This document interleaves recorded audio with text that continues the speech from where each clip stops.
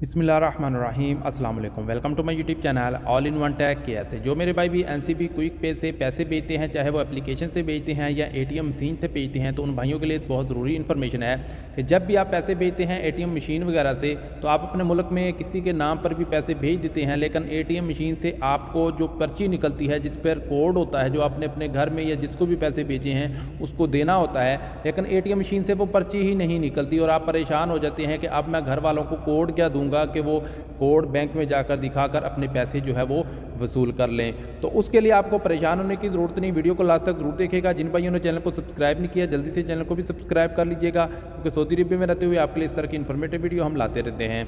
तो उसके लिए आपने अपने मोबाइल में ही क्विक पे की एप्लीकेशन को ओपन कर लेना है। अगर आपने पैसे भेजे हैं और आप उसकी हिस्ट्री निकालना चाहते हैं, या आज तक जितने भी साल आपको सऊदी अरब में हो गया, आपने जितनी बार भी पैसे भेजे हैं उसकी हिस्ट्री भी निकाल सकते हैं। तो यहाँ पे अकाउंट मैनेजमेंट का ऑप्शन है, इसके ऊपर आपने क्लिक करना है।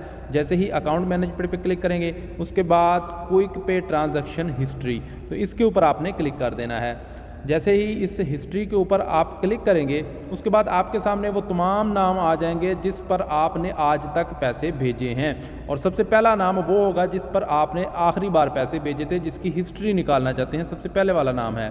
अगर आप ऊपर की तरफ लेकर जाएंगे तो तमाम नाम आपको यहाँ पे शो हो जाएंगे कि जिसके नाम पर भी आपने जितने भी पैसे भेजे हैं। तो हमने निकालना है पहला, जो अभी आखिरी बार जिसको पैसे भेजे थे उसकी डिटेल, तो सबसे पहले वाला जो होगा उसके ऊपर आपने क्लिक करना, और यहाँ पे आपको पैसे भी दिखाई दे रहे होंगे, तो इसके ऊपर आप क्लिक करेंगे। तो उसके बाद अगला पेज आपके सामने ओपन हो जाएगा। अब यहाँ पे आपके सामने तमाम डिटेल आ चुकी हैं कि कितना रेट लगा था, कितने पैसे भेजे थे, कितने वहाँ पे टोटल पैसे बने हैं, और यहाँ पे आप देख सकते हैं क्विक पे का वो रेफरेंस नंबर, वो कोड आपको दिख रहा है, जो कोड आपने अपने घर वालों को देना होता है या जिसको पैसे भेजे होते हैं उसको देना होता है। ये कोड वो बैंक में जाकर देते हैं, तो उनको पैसे जो हैं आपने भेजे होते हैं वो मिल जाते हैं। तो ये कोड आप यहाँ से भी निकाल कर कॉपी करके उनको सेंड कर सकते हैं। ज़रूरी नहीं कि आपको अगर लिस्ट नहीं मिली, वहाँ से आपको पर्ची नहीं मिली बैंक की जानब से, तो आप परेशान होगे कि अब हम इसको पैसे जो भेजे थे उसको कोड को कैसे अपने भेजने वाले को सेंड करेंगे, यानी कि जिसको आपने पैसे भेजे, अब उसको कोड आप यहाँ से भी निकाल कर भेज सकते हैं। या अगर आपने यहाँ से ही पैसे भेजे हैं, एप्लीकेशन से ही पैसे भेजे हैं, तो आप उसकी हिस्ट्री और उसका कोड जो है